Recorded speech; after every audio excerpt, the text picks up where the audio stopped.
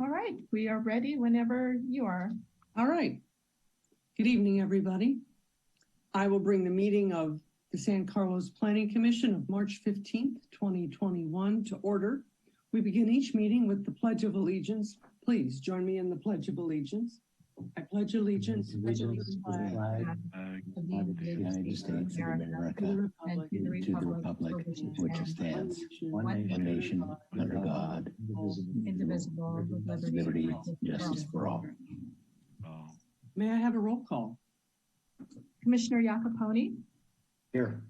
Commissioner Clements, Here. Commissioner Bradley, Here.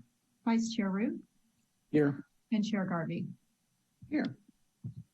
The next item on our agenda this evening is public comment. I'll read the procedure. Public comment is limited to items not on the agenda.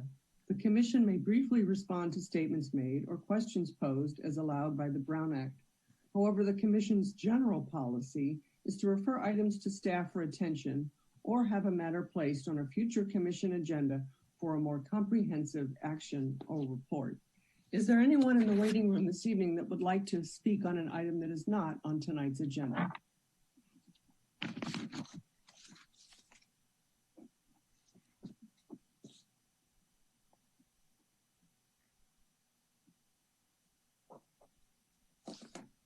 Just another couple more seconds.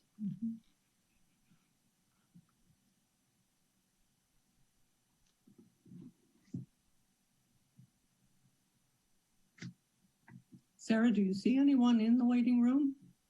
Not at this time. All right, let's move on to our next agenda item, the approval of the minutes from our March 1st, 2021 meeting. Does anyone have any changes to the minutes? No. None for me. None from me. Hearing that, I'd entertain a motion to approve the minutes. I will move we approve the minutes of the March 1st, 2021 Planning Commission meeting. I'll second. All right, I have a motion and a second roll call. Commissioner Iacopone, Yes. Commissioner Clements, Yes. Commissioner Bradley, Yes. Vice Chair Root, Yes. and Chair Garvey. Yes. The next item, 6A, is a public hearing. This is a public hearing for 1737 Caesar Street, APN 051-394-180, TRE 2020-00120. Review to consider the removal of one protected coast live oak tree with a circumference of 151 inches. I understand that this item will be continued to a date uncertain. At this point, I would entertain a motion that we continue this hearing. So motion. Second. All right, we have a motion and a second. Roll call, please. Commissioner Iacopone, Yes. Commissioner Clements, Yes. Commissioner Bradley, Yes. Vice Chair Root, Yes. and Chair Garvey. Yes. Moving on to the presentation. This is a presentation from staff on the Housing Element Annual Progress Report 2020. It is recommended that the Planning Commission receive a presentation on the City of San Carlos's 2020 Housing Element Annual Progress Report. Lisa, does staff have a presentation for us this evening? Yes, we do, Chair Garvey, and I'll be making that presentation to the Commission this evening. And I would just like to mention that our acting housing, economic development and housing manager, Adam Aronson, is also joining me this evening in case the Commission has any specific questions on some of the programs that our housing section administers as part of making sure we meet our housing element actions and implementation items. So as the Commission may recall, every year, cities and counties all over the state of California are required to submit an annual progress report to the State Department of Housing and Community Development and the Office of Planning and Research, indicating how the city has made progress towards meeting its housing element, especially in particular in meeting the regional housing needs allocation that are assigned to each city and county for the current planning period. So the current planning period that we are in today encompasses the years 2015 to 2023. And of course, most of you know, we are in the middle, not in the middle, almost in the middle, hopefully getting closer to the middle of updating our current housing element for the next housing element cycle, which is 2023 to 2031. And there is a typo on this slide. We're in the year 2021. Just wanted to make that clear. So essentially, what we need to do is report for every April 1st, the housing element annual progress report is due on April the 1st. And what it does, it reports for the period of the calendar year previously. So we are reporting for what activity occurred from January 1 through December 31 in the calendar year 2020. And that housing element annual progress report essentially consists of 9 items. There were 7 last time we did this, but 2 additional items have been added to the annual progress report. And so the first really has to do with, what did our application activity look like? How many development applications did the city receive to the planning division where an entitlement was requested, and also to the building division, because some housing units can submit directly to the building division. And that one, for example, would be any junior accessory dwelling unit or any accessory dwelling unit. Those are considered to be permitted by right. So there's no discretionary action required. However, when there's new multifamily or mixed use, or even a brand new house, single family house being built, most of us are aware that those do require a planning entitlement. So we track both what was coming through to the planning division and also what was coming through to the building division. Probably the biggest items that we sort of look at to see where we're at are items number 2 and 3. And number 2 has to do with our annual building activity report. And essentially what that is the state wants to know, well, how many building permits were issued to construct a new unit? And basically that feeds into our progress towards our regional housing needs allocation. And I'll go over those numbers just as a refresher to the commission. And there's also a couple of other things that we need to notify the state as they're applicable.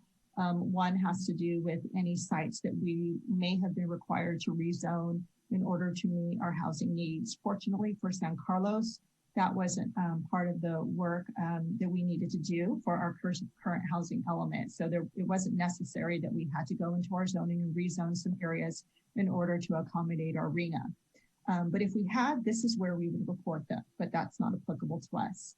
The other item is number 5, has to do with how are we doing in implementing all of the action items that are contained in our housing element. And in the packet, there's a lot of detail about that. Most of these are ongoing. Some of them have already been completed and some of them have recently been completed. So I'll touch on a few highlights that we did accomplish last year. And finally, 6 and 7 has to do with some particular items that may apply to cities. These didn't apply to us. 6, 7, and 8, they didn't apply. And then as far as number 9 goes, this is a new item. This is referred to as the LEAP grant reporting. Unfortunately for San Carlos, we did receive some grant funds and we're using those to offset the cost of the update to our current housing element update project. So I'll get into the numbers next. In terms of housing applications and building permit activity, first we saw that last year there were a number of applications submitted to the planning department, the planning division, excuse me, and those basically were requesting planning applications for 87 units. And then on the, and as far as what was approved last year, what applications actually got approved, well, we approved applications for 62 units. And I would say that a majority of these are not necessarily net new units. We do get a lot of activity in the single family zoning district whereby people want to demolish an existing home and rebuild a new home. However, we do have some net new units and I'll go into those in just a moment. I hope you didn't see that. My computer wants to restart. I certainly hope it doesn't do that right now. In terms of how many building permits were issued to construct new units. There were 66. 23 of those were very low, and this had to do with the building permits that were issued to construct 817 Walnut, which the Planning Commission may recall. That was a project that came before the commission. 23 very low, and then 43 above moderate or market rate homes. And of those, 52 are considered net new units. So of course we had to demolish some to build some new projects. So just as a reminder, in terms of what were our regional housing needs allocation numbers for the 2015-2023 housing element cycle, that's a total of 596 units as compared to what our current numbers are, which are 2,735. But this is basically how the 596 units were broken down. We are required to plan for and make sure that we have zoning and programs in place to construct 195 very low income units, 107 low income units, 111 moderate income units, and those three make up our below moderate, our below market rate housing types. And then above moderate or market rate was 183 for a total of 596. So if we're looking at this as a year by year progression towards how are we doing in terms of meeting our regional housing needs allocation and our progress to date, this slide shows that for the last year, 2020, we approved 17 net new very low income units. And these are very difficult to get, as you can see in the prior years. It's not indicative that these are kind of coming through the door and easy to get, built and constructed.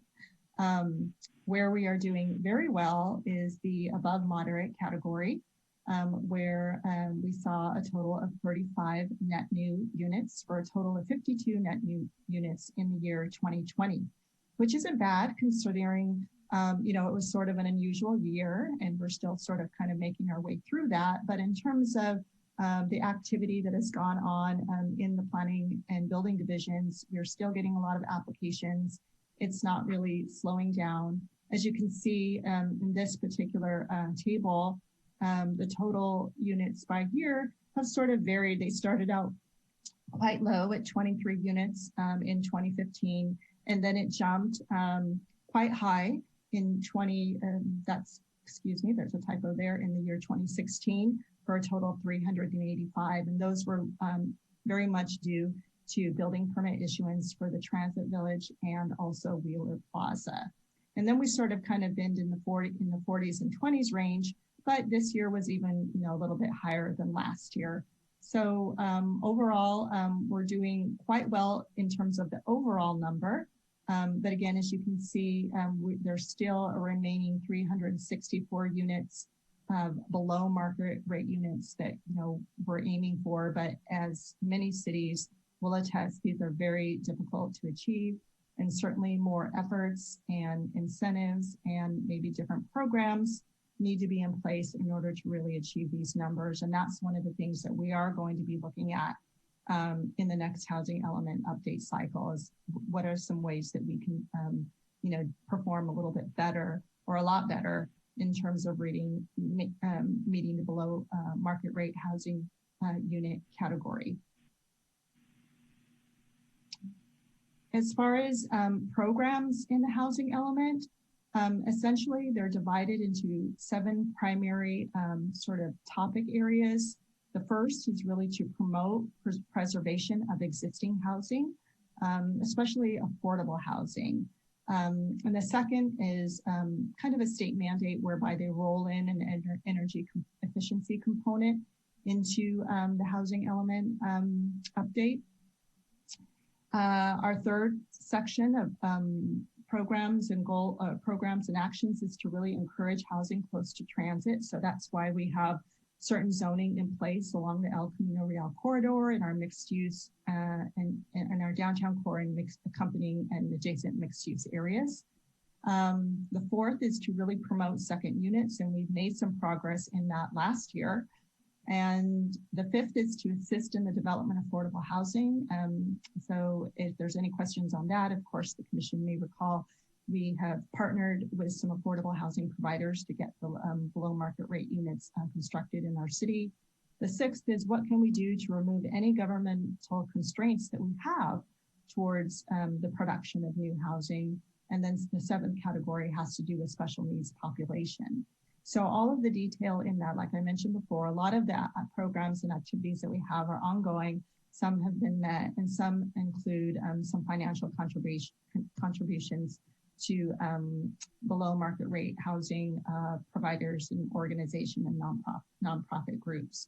One of the key highlights last year has to do with adopting a new accessory dwelling unit ordinance. The commission may recall that over the past several years, there's been quite a few new laws concerning accessory dwelling units and junior accessory dwelling units. So last year was a great year for us because we analyzed and gathered all those state requirements for accessory dwelling units, and we packaged them together in a new ordinance.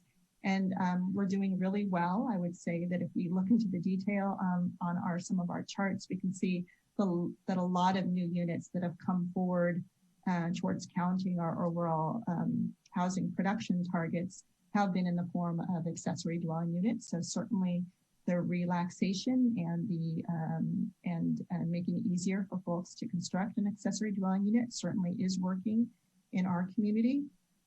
And then going forward, this year we're going to be working on updating our below market rate housing ordinance. And as I mentioned before, the housing element update is well underway. So just to sort of touch on the housing element update, just for a moment, I think this is my last slide. I just wanted to mention to the commission kind of an overview of where we're at and where we're headed. And so San Carlos is a little bit early out of the gate as compared to some other cities in San Mateo County. We've already had 2 workshops, one last year in November and then one at the beginning of this year. And where we're at right now is, especially since our second workshop, we started having a conversation with the community about what criteria should we be looking at to cite the additional housing needs in our city. You know, what are some principles and guidance factors that we should be looking at in terms of where we put the new housing. We're looking at also potential land use changes, what would need to be changed in our land use element, and looking at some housing sites and solutions. Our third workshop that we're currently preparing for now is estimated to occur in late April and early May. So that's where we'll be bringing forward some case studies, really kind of peeling away the factors that can contribute to getting more units within a particular massing.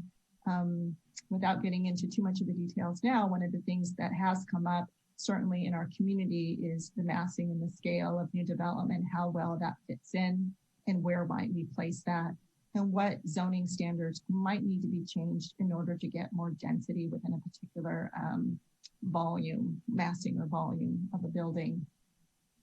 Later this year, we can expect some drafts starting to kind of come forward.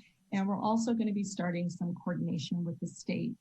As the commission may recall, the housing element is required to be certified by the State Department of Housing and Community Development. So early coordination really helps out towards ensuring that we are preparing a plan that is meeting all of the state requirements and all of the sites that we're looking at, and how we're justifying the use of certain sites in order to meet our RHNA is really penciling in a way that the state is requiring us to look at that.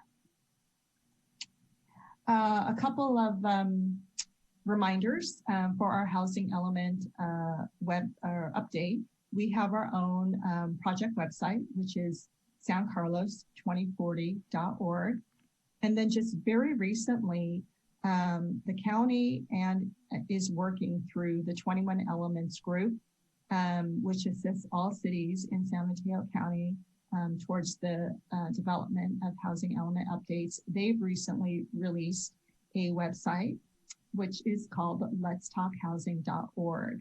And so all of the cities have a presence there, including San Carlos, with a link to our process and then a lot of really good links and information for the public to be aware of. So it's kind of like a really nice one-stop shop for people in San Mateo County to sort of kind of get a picture of what's happening in the different cities. And then if they have a particular, comment or request or want to get engaged in another couple of cities, there is a portal to do that. And the group is starting to prepare for additional outreach. So they're just starting their efforts, but we'll be able to have a presence there as well because we are actually part of 21 Elements. And so it's just another area where people can learn about our process and learn about all of the other cities and what they're doing and what their RHNA numbers are. So this is a great resource to have.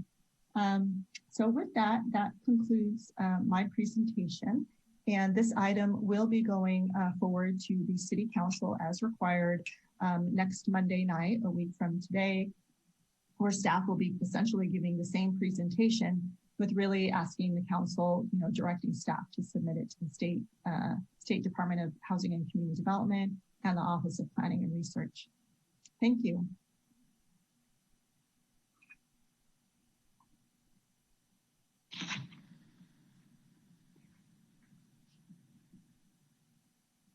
Do we get to ask questions now? Oh, sure. Yeah, this is my last slide. Okay.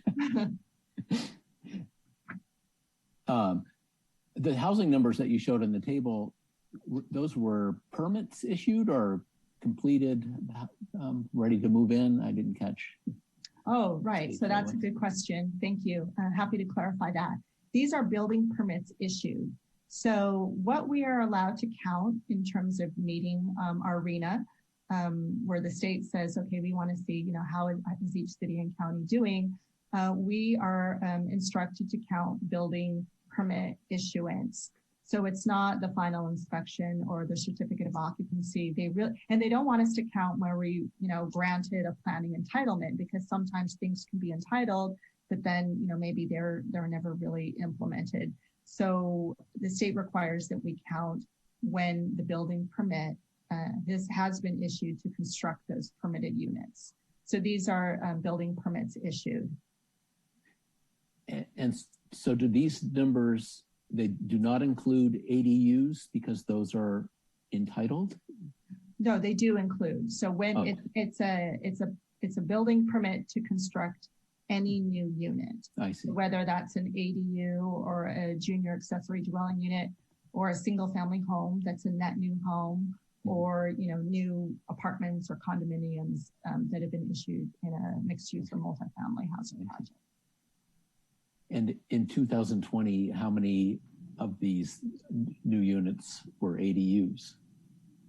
Of the ones that were ADUs, I would say, I need to look at my report here, but I would say that a majority were of the 35 units that you're above market rate units that are shown here.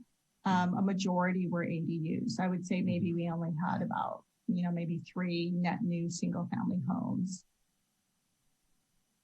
I can get the exact number, but I remember when I entered it in, it wasn't, these weren't, the 35 units were not, apartment units or condos as part of the mixed use. Majority of them are ADUs, new ADUs. Okay, that's a nice trend. Lisa, the follow-up to David's good question that I had was, and were those after we changed the code? Therefore, did we actually reduce barriers and promoted this outcome?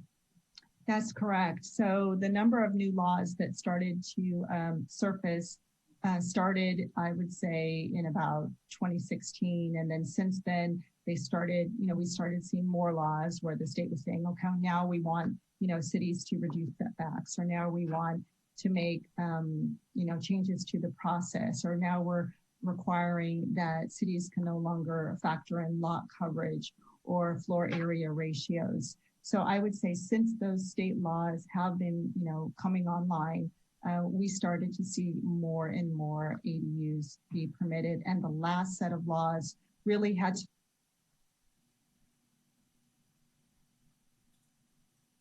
Uh-oh, Lisa, did we lose you? I think we lost Lisa. that's not a good sign. And sorry, my camera's off because my internet's a little slow. But Adam, we have you. Hey guys, yeah, I'm still here. All right. And I appreciate Vice Chair Roof jumping in. I thanked Lisa for an excellent presentation and was on mute. So thank you, Vice Chair. Thank you. It did seem quiet there for a minute. Adam, do you think we should wait a minute for Lisa, or would you like to step in here, or? Yeah, I'm happy to try and answer any questions you guys have. I'm guessing that her computer just restarted, so hopefully she'll get back on here in a minute or two. But if you guys want to try and keep going, I can try to answer in her place. Adam, maybe one follow-up. Are there a couple of things about the 817 Walnut project that stand out as what made a difference in bringing that project to life? Yeah. And therefore, should we do more of that, right? Yeah, I mean, really what happened at 817 Walnut is that the city owned the property. So we had the ability to kind of do whatever we wanted with it. And, you know, with the great need for affordable housing in our community, we're able to move forward with the affordable housing project. The tricky thing with that property is that it is a small property. We can't fit that many units on it. We have 24 units total. 23 of them are the affordable studio units. And usually it's hard to find an affordable housing developer that will partner with you on a project like that. So we were somewhat lucky to find someone willing to do it with us. And that's part of the reason why it's studio units too. But yeah, really the main thing that encouraged the development of that was just that the city had control of the property already. And so we were able to move forward however we wanted.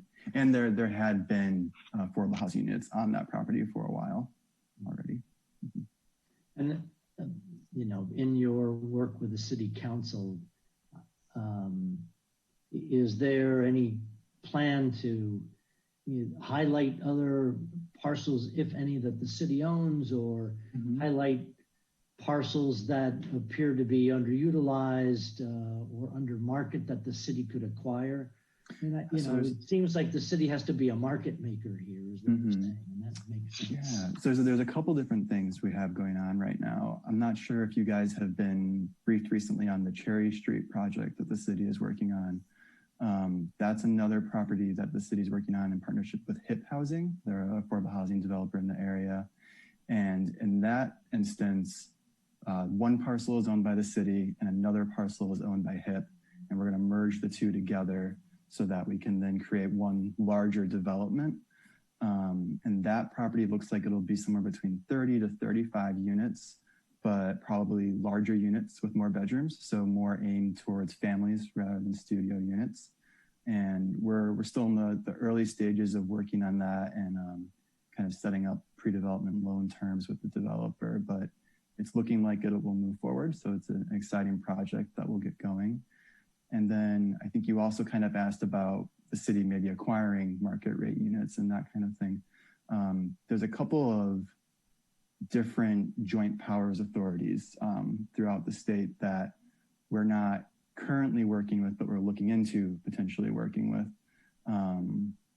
that essentially they will issue bonds to acquire market rate properties in different parts of the city and then turn those into affordable housing.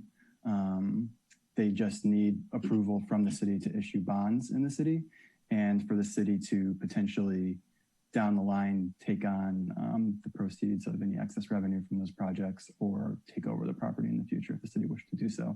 So that's one thing we're looking at that could kind of help with your second question of the city trying to help acquire market rate units and make them affordable. Great. Well, thank you for both of those answers. And I think, you know, those give me hope that there's an opportunity for other notable blocks of below market rate housing that the city can actually control, because I think, you know, as Lisa pointed out, it's with all of the great intention, the progress still leaves us 343 units kind of behind where we'd like to be. So we have a ways to go. I think I might have seen that Lisa rejoined us. Lisa's back. Welcome back, Lisa. Thank you. I apologize. I had a feeling my computer was going to restart, and that's exactly what it did. So it just knocked me out. So I'm glad Adam's here. No worries. If it's okay with the chair, I had a question and a comment. First, a comment, Adam, I am very deep into the analysis of the product you are describing for mod income bonds. And so let me know if you want to talk. I've spent a very long time and a lot of hours on this. So you probably don't want to know all of it. Let me know.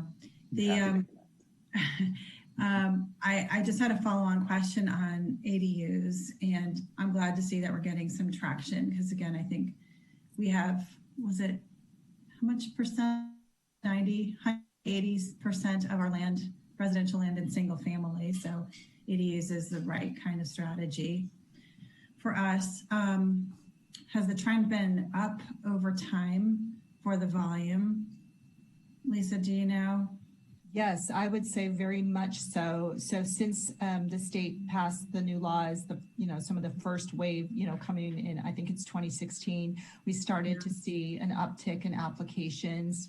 And then right now we're kind of in a spot where we're in the 30s range of new ADUs being submitted per calendar year. It might have even been a little bit higher this past year in the 40s. But this is coming from a place where in San Carlos, we were seeing maybe 4 to 7 ADUs per year. And now we're seeing 30, maybe 40, within the past few years. So certainly people are recognizing, that the cities are promoting these, or it's a necessity. It's hard to say, because when the new laws were passed, there was a lot of publicity about ADUs, I think there were more than I've ever seen. So I don't know if the response is that people are more aware, or the fact that, it's a lot easier now, especially recently within the last year, because we're not letting lot coverage stand in the way. We're not letting any kind of floor area ratio maximum stand in the way. So it's really an interesting story, but definitely in San Carlos, we've seen a lot more, like jump from 4 to 7 to now 20s and 30s and 40s is really good. Right. Yeah. That's great. 2 comments on that. I know San Mateo County and all the work that they have done with the calculator and the knowledge sharing is incredible. I mean, no other area has that kind of knowledge sharing, and they did it so quickly. So we're really leading the area in that, I think, here. So it's good to see the volume picking up in different. I wanted to ask 2 questions. One, are we reflecting those generally as above moderate? And 2, also, if you could tell me a little bit about whether junior ADUs are getting tracked or getting traction here and what that looks like. So first, we're tracking JDUs and ADUs. We're tracking both of them. And then, yes, we are counting those in the above moderate category. Like you mentioned, San Mateo County and 21 Elements in particular, they've just been doing an amazing job in terms of the data gathering and really kind of promoting this and the second unit calculator tools and all that. One of the surveys that they recently completed, and it's not quite published yet, was a survey for those that have recently built ADUs. And I think this even extends past San Mateo County, really trying to get a sense of what those are renting for. I believe that as part of our RENA progress, there is a way to be able to count the ADUs as in the affordable category, but we need to have a methodology and some data to really back that up. And it could be that a percentage could be counted, but we have provided, the group with a list of all of the ADUs that have been applied for and contact information. So they actually go out and do the survey to try and determine what those are renting for. So hopefully in the near future, we'll have some data to be able to look at to see what we can do with that. But that's certainly a question, you know, a lot of cities have, because with all the ADUs coming online, and that's kind of really the intent of them, you know, to be more accessible, more affordable than, you know, a standard condo or an apartment sometimes, and definitely a single family home. Yeah, definitely. So, and I appreciate the planning collaborative and the consultants' work to try to get the state to agree on the methodology so that jurisdictions can kind of use that data, even though it's a little smaller than people would have liked, probably because of COVID. Because we had a meeting on it in San Jose. I know they've got data from the East Bay also. So if HCD will sign off on it, it would be great, you know, to track either statewide or, you know, if they would look at the county, because that's kind of a bigger set of data, or whatever they would accept, we would go by. So that's good news. Okay, thank you. Lisa, this is Ellen with just a couple of questions. Does the unbuilt portion of our current RHNA allocation get added on to the new allocation that's coming next year to total up for an even bigger number? Or how do they account in the allocation for the fact that we didn't fully build out 100% of our old allocation? Well, this is the data that we send them every year on how we're meeting our RHNA. Is something that is looked at. The RHNA methodology is one that is very complex, and I won't try to break it down right here tonight, but I will say that as part of the workshops that are coming up, that Baird and Driscoll are leading for 21 Elements does include a specific workshop just on the RHNA. So if anyone is listening or tuning in tonight, and, you know, certainly those participants that have come our way through our workshops, we're definitely going to let them know about it, because, you know, the RHNA methodology is the same for, you know, every city and county in the Bay Area region. So, but to answer your question, they do not add up. So our RHNA that we have right now, that it's draft and it's likely to get adopted, is the 2,735. So these remaining units do not get added.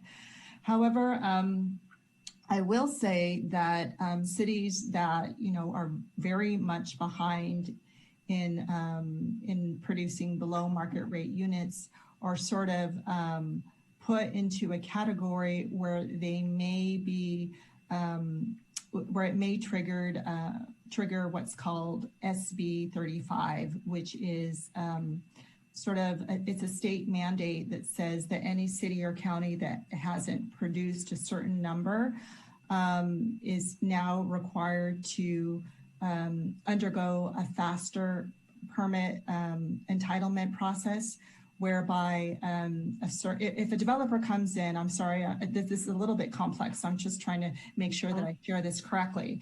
But if a developer comes in and submits a project with a certain amount of below market rate units, then through SB 35, the process is fast tracked. And, you know, you have to be able to approve this project in so many months. There's a requirement for that. And, you know, less discretionary back and forth. And really, you know, if the project meets the zoning standards, then it just needs to get approved. So it's a certain kind of process that cities may be required to abide by if they're very deficient in their below market rate housing units. So there's a certain formula depending on that. For San Carlos, we haven't had a project that triggers SB 35. So I think it's good that we're able to show that we're issuing building permits in the very low market rate category to be able to show the state that we are making progress, you know, slowly, little by little. But these are very, very hard units to come by. So that's one way in which, I guess, to answer your question, does the progress sort of translate into certain requirements that we may need to abide by, but they are not added on into the next RHNA allocation. Okay, thank you. Very helpful. And my second and last question is very basic.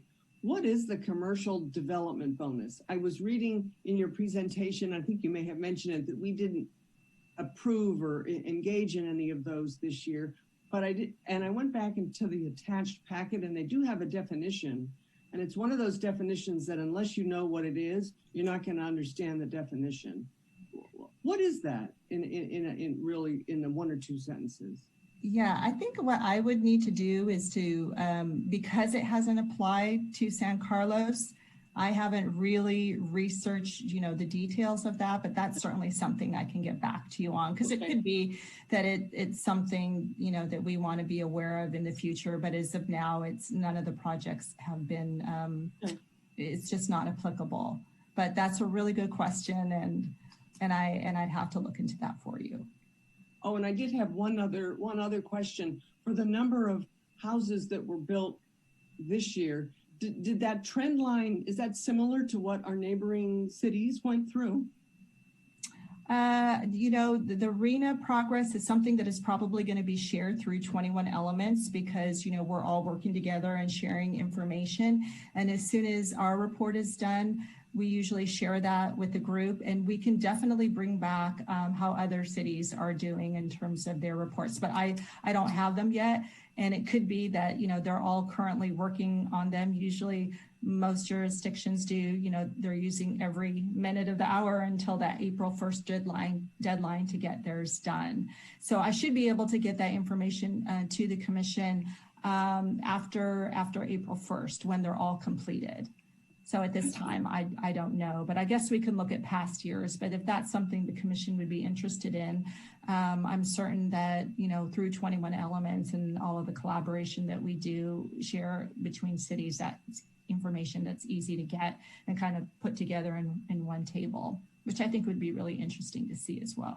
Yeah, I think that would be very interesting to see. And you did mention in your presentation that 21 Elements is a resource for us, and it helps us learn what other cities are doing. And I'm just so fortunate. We're just so fortunate that we have them as a resource. So good point. Thank you. Mm-hmm. I'd like to add really quickly that in the South Bay for San Jose, we saw a dip because of COVID and the number of buildings pulling permits. The permits that we had, because there are a lot of bigger projects, and a lot of those came to a screeching halt when COVID hit in 2020 and got delayed. The ADUs continue to escalate, and single family homes are not as big of a share of our new products. But the everything slowed slightly in the last year. All the larger buildings slowed more than slightly. Yeah, that's really interesting, because I would say that we also, did not see a lot of multifamily and mixed use kind of happening in that, in the past year. There's been a little bit, and there'll be some coming forward before the Planning Commission. But, it's just like maybe on a smaller scale, it seems sort of a similar situation here as well. Definitely those ADUs have helped our numbers, be such that they're not incredibly low in the above moderate category. Yeah. Okay. I have a comment and question for Adam or Lisa or Kristen.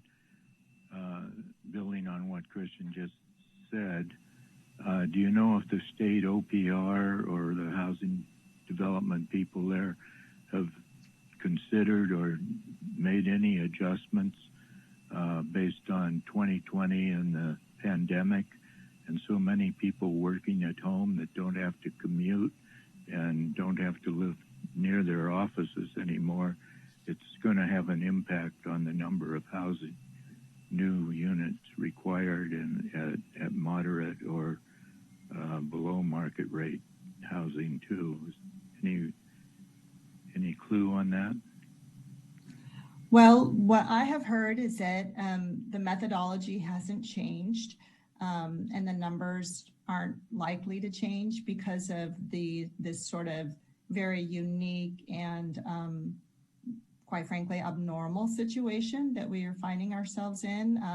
And, there's been a lot of talk that, you know, things are going to come back. It's just sort of more like a resettling of people. I think we all can, you know, see that there's definitely movement around in the communities with some of the vacancies for apartment units and you know, even housing sales, but it's just sort of like maybe people have left to go live in another part of the Bay Area, but could be coming back. So there's a lot of conversation about that, but what I have heard is that the numbers are not going to be changing because of this. So I think this isn't the end of that kind of discussion and probably will be studied for quite some time. But what I'm hearing is that there will be no changes. Yeah, there will be no changes.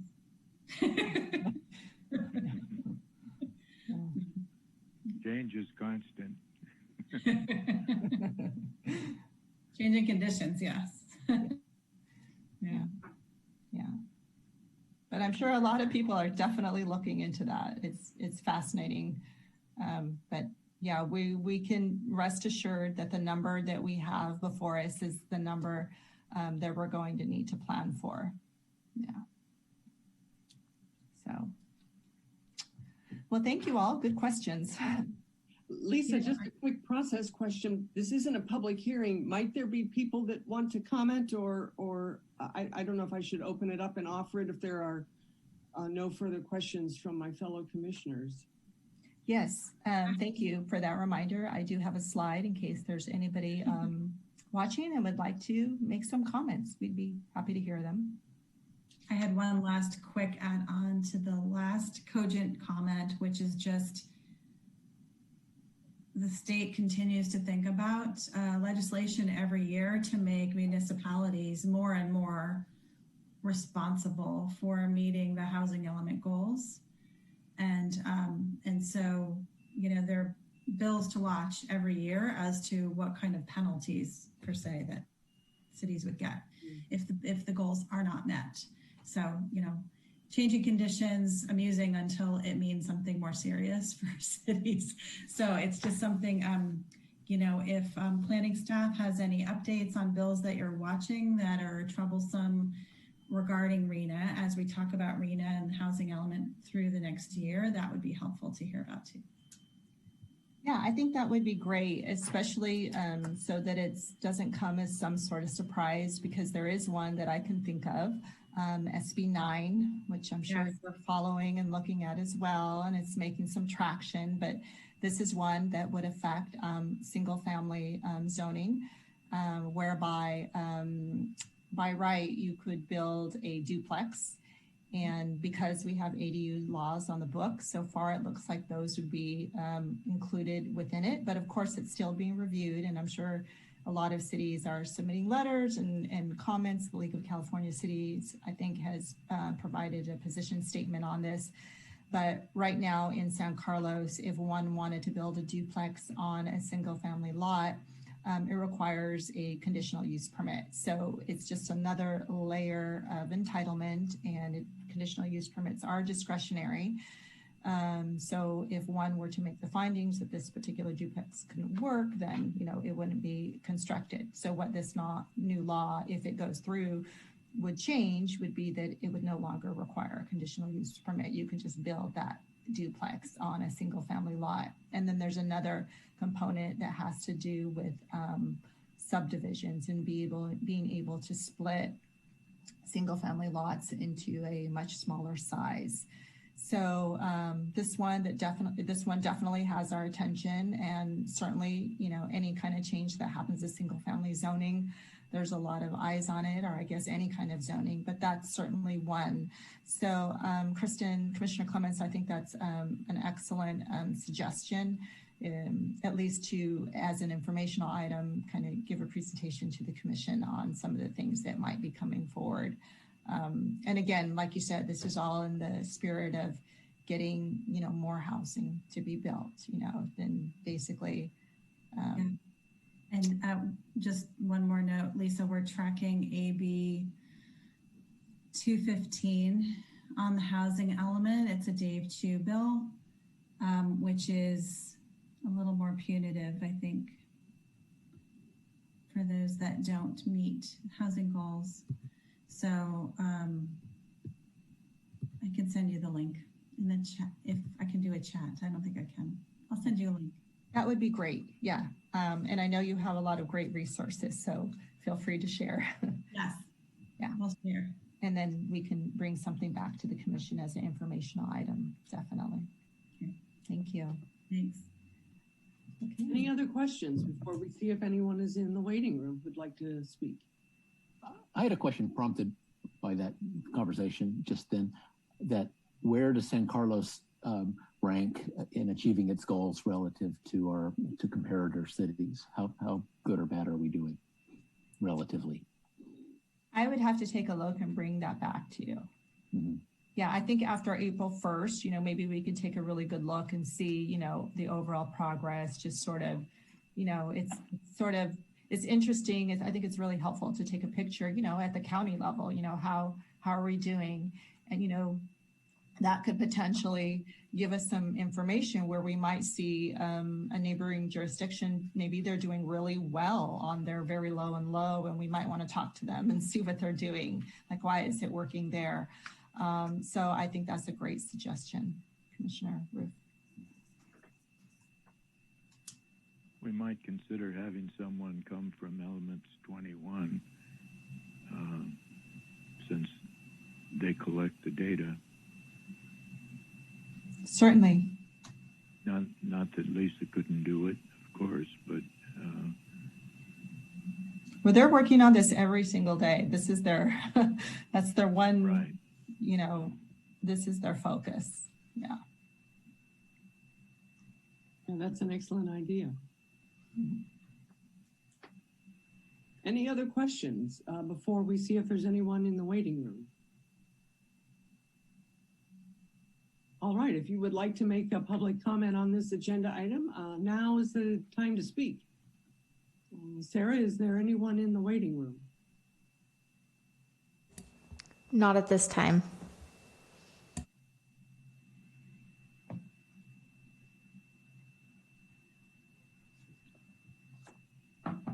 Okay, and Lisa, you mentioned that the next step is you will be presenting this item to the City Council, and then pending that approval, it gets submitted to the state. That's correct. Okay. Yep. Okay. All right. Well, thank you, Lisa. That was an excellent presentation and a good discussion. Thank you very much.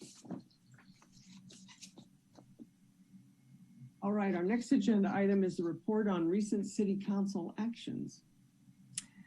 Yes, thank you, Chair. There is one item that I'd like to inform the Planning Commission about in terms of recent City Council actions. In case you hadn't heard, the Council has adopted what's called a REACH code.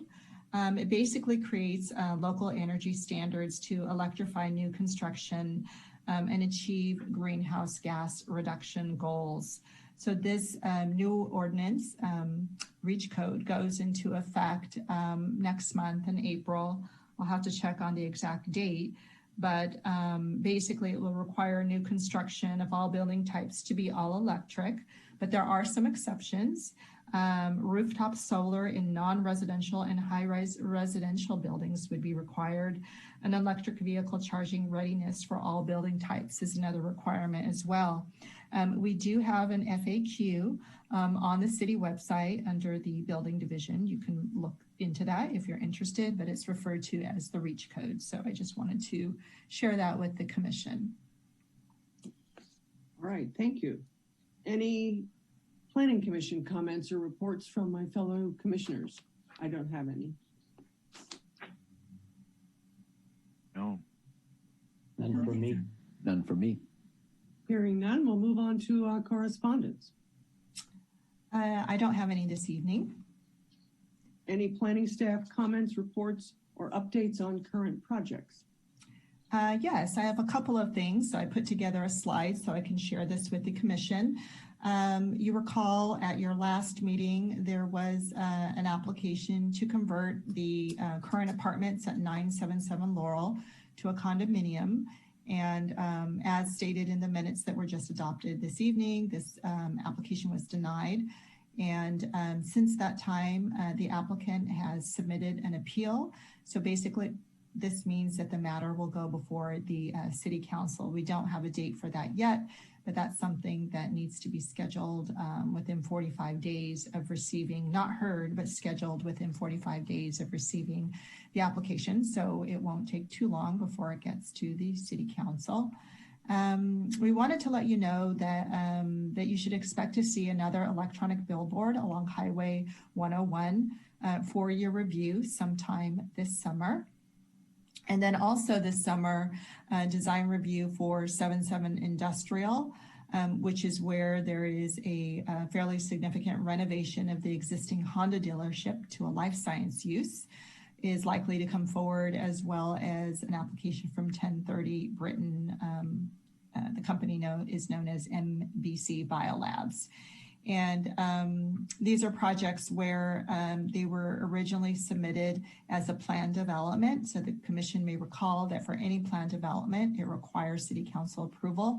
They're rethinking their plans, and without getting into too much detail, it may be that they are not going to be asking for a plan development and just use the base zoning that is currently applicable to those sites, in which case they can come forward to Planning Commission for Planning Commission review and not need to go to City Council. So that may be coming this summer.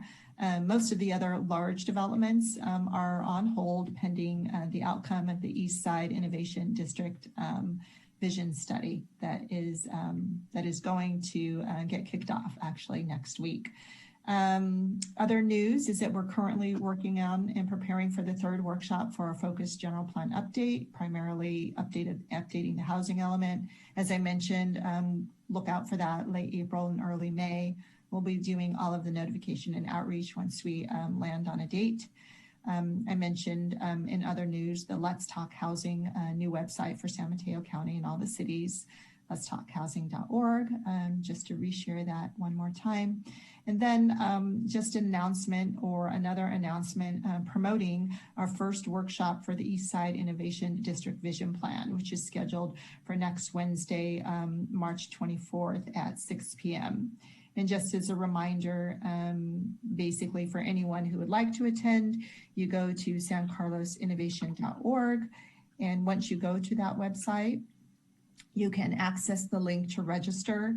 And once you register, you will be sent an email, which is likely to go out at the end of this week with all of the meeting details, the link to access the meeting, which is going to be held using Zoom. So we are just making sure that anyone who might watch this or the replay of this and hasn't heard about it before has the opportunity to be aware and participate in this upcoming workshop. And so far, I think we have about 160 something. Sarah Cadona is actually tracking the numbers, so she can chime in here in a minute. But we actually have somewhere in the 160s in terms of people who have already registered for this workshop. So this is really getting some attention, and we're getting a lot of registrants, which is a great thing. So again, feel free to pass this on to your neighbors and business associates and all your networks. This is a very exciting plan for our city, and it's going to be done in 9 months. The plan will be coming before you in September this year. So we're on a really fast track to get a really great project completed so it can inform all the development activity going on the East Side. And that includes my announcements. Thank you. All right, thank you. And one last question, Lisa, do you envision there will be a planning commission meeting the first Monday in April? I believe so. All right. With that, thanks everybody. And this meeting is adjourned. Thank you. Thank you. Bye-bye. Bye-bye. I got my second shot this week. Oh.